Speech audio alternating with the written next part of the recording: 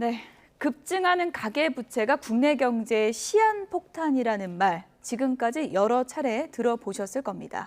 네, 그만큼 가계빚이 빠르게 늘었다는 얘기인데요. 금융당국이 잠시 뒤에 이를 관리하기 위한 대책을 내놓습니다. 가계부채 대책과 그리고 이 배경은 뭔지 경제부 조태영 기자와 짚어보겠습니다. 안녕하십니까? 안녕하세요. 네, 가계부채 대책 나온다고 하는데 뭐 큰 골격은 더 조인다는 거죠? 그렇죠. 이미 어느 정도 내용은 다 공개가 돼 있고요. 예. 조금 전에 홍남기 부총리가 모두 발언을 하면서 내용을 또 공개를 했습니다. 예. 이 내용을 보면은 내년 1월부터 총 대출액이 2억 원 넘는 대출자에게 DSR을 강화해서 적용하겠다 이런 내용이었는데요. 말씀하신 것처럼 핵심은 대출을 조이는 겁니다. 여기서 DSR이 조금 어려워가지고 그래픽을 하나 가져와 봤는데요. 그러게요. 이 DSR은 대출 한도를 계산할 때 사용하는 규제 방식입니다. 해당 차주의 모든 가계 빚을 다 포함하는 건데요. 지금까지는 담보에 비하거나 또는 이 대출에 비하는 거였는데 이거는 모든 가계 빚을 다 포함하기 때문에 예. 결과적으로는 대출 한도가 줄어드는 결과가 됩니다. 그래서 지금 이거를 더 앞당겨서 강화를 하겠다는 뜻이고요. 예. 근데 이렇게 은행권의 대출을 조이면은 이금융권 같은 데로 그 대출 수요가 옮겨갈 가능성이 있겠죠. 이런 것들을 풍선 효과라고 하는데 이런 풍선 효과를 막기 위해서 이금융권에 대해서 그러니까 저축은행, 카드 캐피탈 이런 회사에 대해서도 DSR을 확대해서 적용하는 방안이 또 담길 것으로 보입니다. 예. 말씀하신 것처럼 전반적으로 강력한 규제로 대출 확대를 막겠다 이 뜻이 담겼습니다. 조태영 기자, 지금 이제 그래픽 준비되는데 좀 보여주시죠.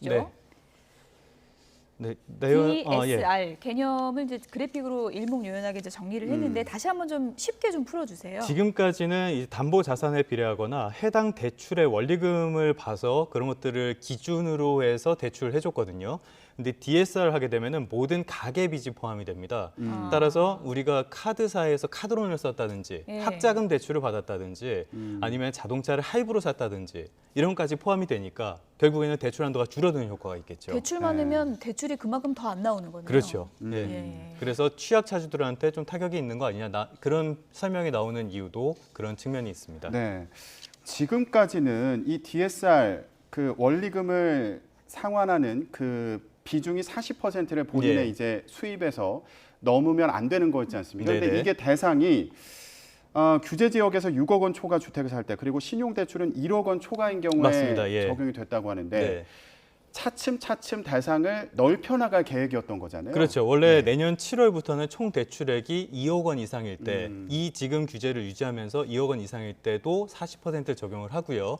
내후년 7월부터는 1억 원 이상일 때 이런 것들을 확대하려고 했었습니다. 근데 이 시점을 앞당기겠다는 뜻이죠. 그래서 네. 말씀하신 것처럼 총 대출액 2억 원, 이게 2단계였거든요. 이 2단계를 내년 7월에서 내년 1월로 앞당겨서 시행하겠다는 뜻입니다. 속도를 빨리 하고. 그렇죠. 예. 그리고요, 이게 그러면 은행권 대출이 이렇게 막히면 제2금융권을 찾을 수도 있잖아요. 그렇죠. 여기에 대한 뭐 규제 방안도 나오는 거예요? 여기 아마 이 내용에 담길 것으로 보이는데요. 이금융권에 대해서도 DSR 규제를 지금이 60%거든요. 이거를 약간 좀 강화하되 은행권만큼 강하게 하진 않는 내용, 그런 내용들이 좀 담길 것으로 지금은 알려지고 있습니다. 네, 물론 뭐 가계빚 잡아야 되는 거는 맞는데 일단 좀 조인 상태인데 네. 당장 돈이 좀 급한 분들은 더 조이면 어떡하냐 또 이런 얘기도 나올 것 같은데 어떤 배경일까요? 이 배경은 크게 두 가지를 들 수 있겠는데요. 이제 발표될 시간이니까 짧게만 말씀을 잠시만요. 드리면요. 지금 대책 발표가 예. 시작이 되는 것 같으니까요. 저희가 좀 현장을 연결해서 일단 들어보도록 하겠습니다. 국민 여러분, 우리 경제는 코로나19 위기 상황을 차분히 극복해 나가고 있습니다. 방역 여건 등 불확실성이 남아 있지만 일상 회복이 시작되면서 민생 경제에도 차츰 온기가 돌 것으로 기대합니다. 이러한 회복 과정에서 무엇보다도 유념해야 할 점은 금융 안정을 확고히 유지하는 것입니다. 최근 글로벌 금융 여건의 불확실성이 증가하는 모습입니다. 코로나19 위기 과정에서 전 세계적으로 유동성이 큰 폭으로 늘어났으며 자산 가격 급등 현상이 나타나고 있습니다. 국내 경제 금융 상황 역시 만만치 않습니다. 부동산 시장은 과열 양상을 보이고 있고 부채 증가 속도는 추세치를 크게 넘어섰습니다. 국내외 공통적으로 실물과 금융의 괴리, 즉 금융 불균형이 확대 누적되고 있는 것입니다. 이러한 상황이 앞으로도 이어진다면 미국의 테이퍼링 등 통화정책 조기 정상화, 자산 가격 조정 등 여건 변화에 따라 우리 경제 금융 상황도 어려워질 수 있습니다. 특히 코로나19 위기 과정에서 신용 확장 국면이 상당 기간 전개되면서 가계부채 잠재 위험이 심화되고 있습니다. 현재 가계부채 관리가 가능한 수준이기는 하나 자산 가격 상승과 맞물려 있는 금융 위험에 대한 사전 대응의 필요성이 높아지고 있습니다. 이와 같이 지금은 가계부채 관리 강화를 위해 적기에 적합한 방법으로 선제적이면서 강력한 대응을 해 나가야 할 때입니다. 금융당국은 이러한 엄중한 인식하에 가계부채 관리 강화 방안을 마련하였습니다. 근본 가계부채 관리 강화 방안은 가계부채로 인한 잠재 위험을 차단하고 금융 불균형 완화를 유도하여 경제금융의 안정적 성장을 도모하기 위한 대책입니다. 이번 대책은 다음 세 가지 기조하에 추진하겠습니다. 첫째, 전 금융권에 걸쳐 상환 능력 중심의 대출 관행을 정착시키고 분할 상환을 확대해 나가겠습니다. 갚을 수 있는 만큼만 대출받고 처음부터 조금씩 나누어 갚아 나간다는 것은 금융의 기본 원칙이자 가계부채 관리의 출발점입니다. 우선 상환 능력에 기반한 대출 관행이 금융권에 확고히 뿌리 내리도록 상환 부담을 포괄적으로 측정하는 총부채 원리금 상환 비율, 즉 DSR 제도의 실효성을 높이겠습니다. 차주 단위 DSR의 단계별 시행 시기를 당초 계획보다 6개월 이상 앞당겨 조기 시행하겠습니다. 상대적으로 느슨한 제2금융권의 DSR 기준도 한층 강화하겠습니다. 이와 함께 분할상환 대출 구조를 확대하겠습니다. 분할상환 대출 구조 확대는 대출 증가 속도를 낮추는 동시에 만기에 집중된 상환 위험을 장기간에 걸쳐 분산시켜 외부 충격에 대한 대응력을 높일 수 있습니다. 이를 위해 주택담보대출 분할상환 비중 목표를 상향 조정하겠습니다. 전세대출, 신용대출도 만기 일시 상환이 아니라 조금씩 갚아 나갈 수 있도록 점진적으로 유도하겠습니다. 가계부채 관리 강화 시 풍선 효과가 없도록 전 금융권에 걸친 대책을 실시해 나가겠습니다. 최근 들어 빠르게 늘어나고 있는 이금융권의 상호금융 비조합원, 준조합원 대출, 여전사 카드론 등에 대한 관리 감독을 강화하겠습니다. 둘째, 금융회사의 자율적인 가계부채 위험관리 강화를 유도하겠습니다. 금융회사별로 연간 가계대출 취급계획 수립 시 리스크관리위원회, 이사회 보고 등 엄격한 절차를 거치도록 하여 책임성을 제고하겠습니다. 대출 공급은 연간은 물론 분기별로도 마련토록 하여 대출 중단 없이 연중 안정적으로 공급되도록 유도하겠습니다. 금융소비자보호법이 규율하는 적합성, 적정성의 원칙을 가계대출에도 실효성 있게 적용하여 꼼꼼한 여심 심사가 이루어질 수 있도록 하겠습니다. 셋째, 가계부채 관리 강화 과정에서도 실수요자분들과 취약계층을 각별히 보호해 나가겠습니다. 우선 전세대출, 집단대출 등에 대해서는 금년 중 가계부채 관리 기조를 유연하게 적용하겠습니다. 다만 이 과정에서 과도한 대출 취급 등 규제 회피가 발생하지 않도록 유의하겠습니다. 서민 취약계층에 대한 우대 정책도 차질 없이 추진하고 정책 서민금융과 중금리 대출 공급을 확대해 나가겠습니다. 이를 통해 가계부채 관리 강화 기조 하에서도 실수요와 취약계층 보호에 대한 균형감을 유지하겠습니다. 이와 같은 강화된 가계부채 관리를 통해 과도한 가계부채 증가세가 안정화되도록 노력하겠습니다. 지난해 코로나19 전개 과정에서 가계부채 증가율과 경제성장률 간의 격차가 대폭 확대되었습니다. 이를 단계적으로 좁혀나가야 합니다.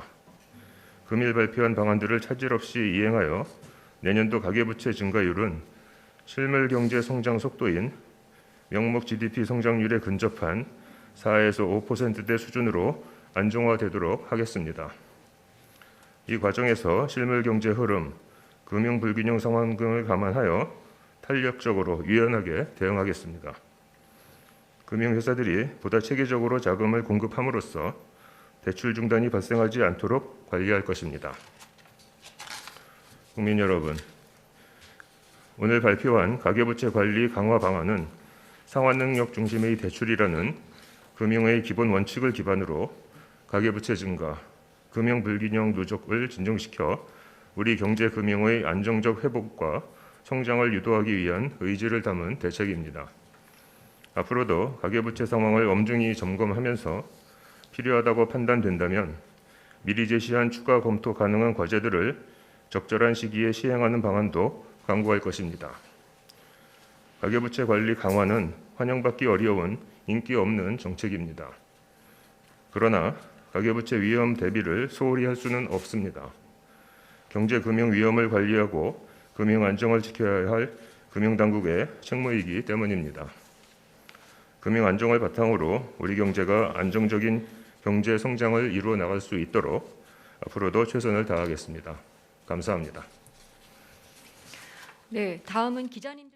네, 가계대출 관리 강화 방안을 좀 들어봤습니다. 그러니까 핵심적으로 보면은 대출 돈줄을 더 그렇죠. 조이겠다는 예. 건데요. 한도를 줄이겠다는 예. 거죠. 그게 핵심 내용이라고 할 수 있겠습니다. 수치가 좀 복잡하니까 예. 실수요자 입장에서 대출을 받을 때 얼마나 더 그 규제가 강화되는 거 좀 예를 들어 네. 설명을 좀 해주시죠. 이게 지금 시중은행들도 이거에 맞춰가지고 시뮬레이션을 계속 하고 있거든요. 예. 근데 아직까지는 안 된 것들이 많은데 일단은 하나 예를 들어보겠습니다. 연봉이 6천만 원이고 마이너스 통장이 5천만 원이 있는 직장인을 한번 가정을 해볼게요. 예. 서울에서 8억 원짜리 아파트를 산다고 가정을 했을 때 규제 지역이잖아요. 그러니까 DSR 40%가 적용이 됩니다. 이건 지금 얘기예요. 네네. 1년에 갚을 수 있는 원금과 이자가 DSR 40%니까 예. 2,400만 원이 됩니다. 그래픽을 준비를 했는데요. 네. 신용대출도 DSR에 포함되니까 이것까지 고려해서 계산을 하면은 최대 받을 수 있는 주택담보대출이 2억 7천만 원이 됩니다.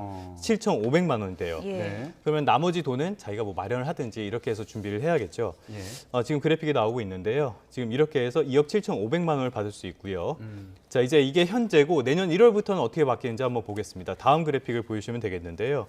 이게 내년 1월부터는 한도가 더 줄어들게 되는 겁니다. 이번 발표 내용 중에 하나가 이 내용이 있었어요. 분할 상환의 대출 구조를 확대하겠다. 이거는 분할 상환을 기간을 더 줄이겠다는 거거든요. 만기를 줄이게 되면은 그만큼 1년에 갚아야 될 원리금이 더 커지는 효과가 있겠죠. 네. 그래서 지금 보면은 1년의 최대 이자, 신용대출 최대 이자가 1,200만 원이 됩니다. 예. 따라서 주택담보대출은 2억 2천만 원으로 그러니까 지금 이 확대된 규제가 되면은 대출 금액이 5,500만 원이 줄어드는 효과가 발생합니다. 네. 그러니까 신용대출 같은 경우에는 이게 그 만기가 오기까지 그 기간을 더 단축해서 계산한다는 그렇죠. 거죠? 원래는 일반적으로는 그거를 7년으로 계산을 했었어요. 네. 근데 이거를 5년으로 낮추겠다는 거예요. 평균 만기로 해서. 네네. 그러니까 5년이 되니까 그 시간만큼의 원금이 더 1년에 갚아야 될 원금이 늘어나는 효과가 있겠죠. 네, 그렇게 되는 겁니다. 그래서 예. 지금 나오고 있는데 7년에서 5년으로 줄고 비주택 담보대출은 10년에서 8년으로 줄어들게 되니까 예. 결국에는 1년에 포함되는 원금과 이자가 늘어나는 효과가 있는 겁니다. 일반적으로 신용대출은 예. 이자를 내면서 연장을 해서 그렇죠. 쓰잖아요. 예, 예. 근데 이제 대출을 받을 때는 이거를 보통은 7년 안에 갚는 걸로 계산해서 이제 남은 그렇습니다. 대출의 예. 한도를 결정을 했는데 이거를 5년으로 단축을 한다는 그렇죠. 거죠. 그러면 추가로 받을 수 있는 대출의 양이 그렇죠. 더 줄어드는. 1년에 갚아야 될 이자의 양이 그만큼 늘어나게 되는 거니까 예. 추가로 받을 수 있는 대출은 줄어들게 되겠죠. 예. 어쨌든 좀 강화 대책이 나오기 때문에 가계대출 증가세가 조금은 좀 예. 단기적으로 꺾이게 될까요? 어떻게 봐야 될까요? 자, 지금 배경을 한번 봐야 되는데요. 이런 대책이 나온 배경은 크게 두 가지가 있습니다. 하나는 코로나19 사태가 있겠죠. 예. 그리고 두 번째는 집값 폭등이 있을 겁니다. 이게 문재인 정부 출범 전에 서울의 아파트 평균 매매값이 한 6억 정도였는데 지난달에 12억 원이 됐어요. 예. 네. 2배가 됐는데 4년 5개월 동안에 수입이 2배가 되는 사람은 거의 없을 겁니다. 그렇죠. 그만큼은 나머지는 다 금융 비용이 되는 거죠. 빌려야 되는 겁니다. 그래서 일단은 한도가 줄어드는 효과는 분명히 있을 겁니다. 근데 지금 근본적인 문제가 해결이 안 되고 있는 상태라는 거예요. 네. 집값은 여전히 높은 상태고요. 코로나19 사태도 조금은 더 지연될 것 같습니다. 예. 이런 것들을 봤을 때 당장 대출 수요가 없어지는 건 아니기 때문에 과연 이게 즉각적인 효과가 있을까는 조금 의문이 들고요. 또 하나 걱정되는 게 있습니다. 이 어떤 규제를 발표했을 때 그 규제에는 반드시 반작용이 따라오게 돼 있습니다. 그런 것들을 풍선 효과라고 하잖아요. 그래서 금융권에서 돈을 빌리지 못하면 이것이 이금융권으로 전이되거나 그렇죠. 그렇게 되는데 이금융권도 지금 DSR 규제를 적용한단 말이에요. 그러면은 과연 이 대출 수요가 1, 2금융권에서 대출을 못 받으면 과연 어디로 갈 것인가? 이게 좀 걱정되는 부분입니다. 아, 그렇군요.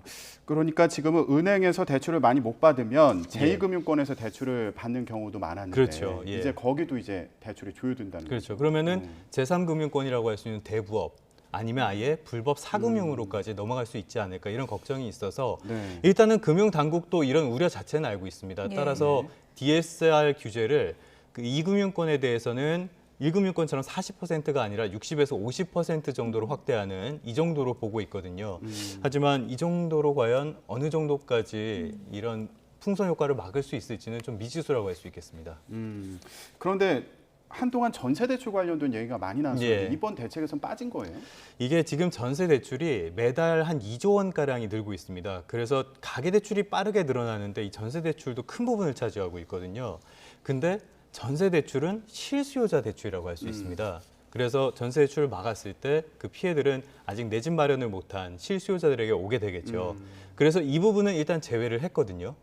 대신에 가격이 오른 만큼만 대출을 해주는 방식으로 조절을 하고 있습니다. 예. 그래서 이 전세 대출이 빠졌기 때문에 가계 부채를 줄이는 효과가 어느 정도 있을지 효과가 조금 더 제한적일 수밖에 없다. 이런 지금 평가도 나오고 있습니다. 결국 이렇게 이제 대출 조이는 게 집값 하락도 노리는 게 아니냐 뭐 이런 예. 시각도 많은데 집값과 대출 조이기랑은 어떤 상관관계가 있는 건가요? 이게 가계 대출과 부동산 시장의 불안은 직접적으로 연관이 돼 있습니다. 예. 지금 보면은 정부에서 자주 한 얘기로 저금리 상황에서 유동성이 많아서 집값이 올라갔다. 이거 충분히 일리 있는 이야기거든요. 네. 그래서 가계 대출이 쉬웠기 때문에 그 금액들이 자산 시장으로 몰려서 부동산 시장에 올랐다는 거예요. 근데 반대로 집값이 너무 많이 올랐기 때문에 가계 대출을 받을 수밖에 없는 상황. 이런 것들도 있습니다. 그래서 전후 관계를 따지기가 조금 어려운 편이에요. 근데 이제 아무래도 코로나19 사태 같은 것들이 있으면서 저금리 기조가 유지가 되었는데요. 지금 부동산 시장은 최근에 급등세가 좀 주춤한 편이긴 합니다. 주간 이렇게 자료들 나오는 걸 보면은. 근데 이미 오를 만큼 많이 오른 상태예요. 단기간에 너무 급등을 한 상태예요. 따라서 주춤할 뿐이지 좀 시장이 안정됐다 이렇게 이야기하기엔 다소 이른 상황이고요. 예. 여기 그리고 결정적으로 부동산 시장이 불안한 거는 첫 번째로는 전세난 문제가 하나 있고요. 예. 두 번째로는 공급 문제가 있습니다. 네. 이 가계대출 문제만으로 이런 것들을 해결하기에는 지금 상황이 이렇게 녹록지는 않다는 게 좀 중론일 것 같습니다. 아, 그러니까 아파트 공급 그리고 예. 전세난을 해결하는 게 동시에 이루어져야 된다 이런 얘기네요. 그렇죠. 전세난이라는 게 결국엔 다 실수요자들일 거 아닙니까? 대부분은. 근데 전세값이 지난해 임대차 3법 처리 이후에 굉장히 빠르게 오르고 있어요. 전세를 구하기가 어려워지면은 월세로 나가든지 아니면 차라리 이 가격 그냥 더 무리를 해서라도 자기 집을 사려는 수요가 늘겠죠. 따라서 집값을 또 끌어올리는 효과가 있습니다. 악순환이 되는 거예요. 따라서 전세난이 해결되지 않는다면은 이런 집값 문제를 해결하기는 가계대출 조이기만으로 해결하기는 좀 쉽지 않아 보입니다. 이게 실제로 부동산 시장에서는 어떤 효과로 나타날지 지금 뭐 장담할 수는 없지만 예. 또 이제 일각에서는 또 부작용을 우려하는 목소리도 있는 것 같고요. 네. 지금 상황을 보면은 뭐 전세난도 예. 심하고 집값도 이제 계속 오르고 있는 상황인데 지금 당장 아파트 계약하신 분들 상당히 민감할 것 같습니다. 지금 뭐 대출 신청해 놓은 건 상관없는 건가요? 일단은 이거는 소급 적용은 아니기 때문에요. 이렇게 확대된 규제 자체는 내년 1월부터 적용이 됩니다. 따라서 지금은 규제 지역에서 그렇게 했다면은 지금 1단계에 맞는 그 적용을 받아서 아까 8억 원짜리 집을 살 때 예시를 들어드렸죠. 2억 7,500만 원까지는 아직은 대출을 받을 수 있습니다. 그게 충분한지는 모르겠지만 네. 그래서 필요하신 분들은 조금 대출 시기 같은 것들을 고민해 보실 필요는 있을 것 같습니다. 네. 규제가 어떻게 적용되는지 본인에게 해당되는지 이거 시기를 또 잘 봐야겠어요. 일단은 이거는 워낙 계산식이 복잡해서요. 예. 결국엔 은행에 가서 한번 조언을 받아보시는 수밖에 없을 것 같습니다. 예. 네. 여기까지 정리하겠습니다. 지금까지 경제부 조태현 기자였습니다. 고맙습니다. 감사합니다.